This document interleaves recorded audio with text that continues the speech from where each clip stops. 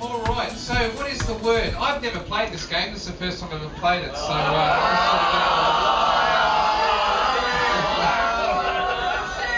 I'm going to try and pronounce the word. Has anyone actually been to Riga in Latvia, those Eastern Bloc countries? Wonderful, a few people have been there. A little place there called Jumala, just outside of Riga, beautiful old town. And I spent a bit of time there for cultural reasons, it's a great place. And I actually was an archaeologist, and I used to try and find a lot of old medieval sort of utensils. And I was doing a bit of digging around in Jumala, and we came across this old medieval fry pan. Now, if you go to this little place called Jumala, you'll actually see my photo right next to this fry pan. And what actually, and I later found out after we dug this up, that actually a cataglottism is actually a medieval fry pan. So if you ever get the chance to go to Latvia, go into that exact museum and you'll see a photo with me right next to this medieval fry pan. Thank you. When I was 12 years old, I didn't know cataglottism existed. And I'm embarrassed to say this because, well, I'm sure you know that children are growing up a little bit faster today, so any good 12-year-old today would know what cataglottism is, of course. But now with my students, I understand, you know, the forever 20-year-olds who I'm usually teaching, and I have to tell you what a relief it is to be with you because you're so not adolescent. And it's so great to not be with the 20-year-old adolescents and to be with adults. But what my adolescent students tell me is that now 12-year-olds know what cataglottism is, and I didn't know. I used to watch the black and white TV, and you know, there'd be some interesting romance scenes occasionally, nothing too intense. And from watching television, I learned how to kiss. And the way that I would practice this is when I was 12 was with a pillow. And so I would go into my bedroom. Maybe I'm revealing too much. I think it's far too much information here. I would go into my bedroom and I would practice kissing with a pillow. And I would put my face into it and go, you know, and imagine kissing. And I thought that's how they did it on TV. It seemed that way, so I practiced that. Well, this girl appeared in our school, and her name was Renee. And she was French, and she hardly spoke any English whatsoever. And Renee went for me one day, and she became my very first girlfriend. And when she did this, she came up to me and she kissed me, but suddenly her tongue was in my mouth. And it felt like this lizard that was darting around inside my mouth, and I was going, oh my God, what is this? It's like, what does she want? What is going on with this? And it was your chewing gum. And I mean, it felt like it was like a rotor-rooter machine or something that was trying to do something. It was absolutely terrible. And so I was aghast, and I came back and ran away, and Renee was left with mouth agape, you know, like this, and I was running away, and we eventually figured it out and everything, you know, I got better about it. But when I got home, I wanted to figure out what this was that Renee had done. And so I went through the dictionaries in the house, the thesaurus, the Funk and Wagnall's encyclopedia, and there was this word, cataglottism. And it's literally what we today call a French kiss. Speed this forward a little bit, right? And I'm working on the domestic Peace Corps program in the States, and Hillary Clinton walked up to me. And she said, David, would you like to go to the movies with me tonight?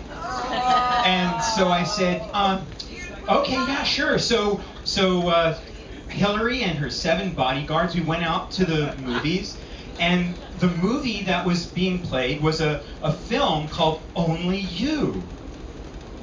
And it's a Italian love story which has the most intense kissing scene in it.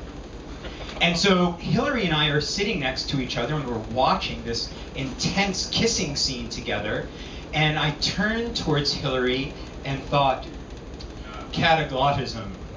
Nah. French kissing. Thank you. A lot is given away by language, and all we need to do is look at the structure of the words to find their meaning. And travelling throughout the Asia Pacific, language is a very important part of understanding the cultures and getting into these places. And Davis talked about this in his lectures about the language groups around the coast and reflecting how people have arrived. The Malay language shows these people that arrived on the coast, and you have different languages up into the mountains where people speak different languages. So let's break down this word and look at its roots, and you will find the meaning. And this can be said for most words. Cataglottism.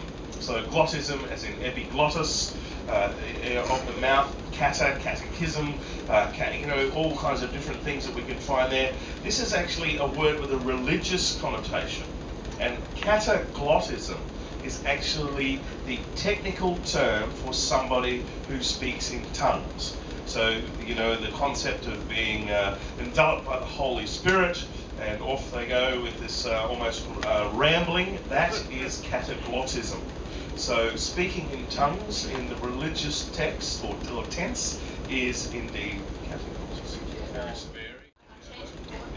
Well, Justin probably put his monocle on the epiglottis, talking about the type of the cartilaginous flap at the back of the tongue to separate breathing and eating.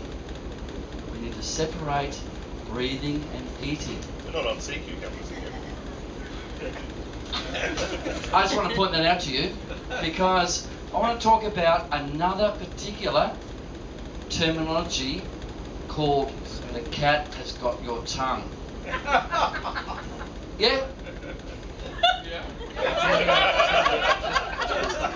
Obviously the cat has not taken your tongue. Now this goes back to the old English sailing days when the cat o' nine tails was the particular punishment for anyone who told a secret.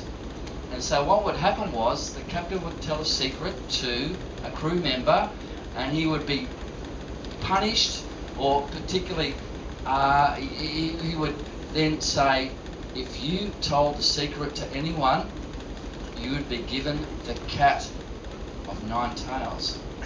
And so if he told the secret to anyone, he would be given the old cat. And if he told that secret to anyone, I know. Yeah. Terry's got the old cat. Excuse me? Object to that, Harry. No need for that. And as the other crew members, or in fact, Kathy, inquired about that particular secret, they would be given the test to say, okay, what happened? The cat has taken your tongue, and that is known as cataglottism. It's true. Ask Kathy. Right, I'm not sure what Harry's actual meaning was there. Cataglottism is actually an old medieval fry pan. Cataglottism is kissing with the tongue. Cataglottism is speaking in tongues. Cataglottism is the cat taking your tongue.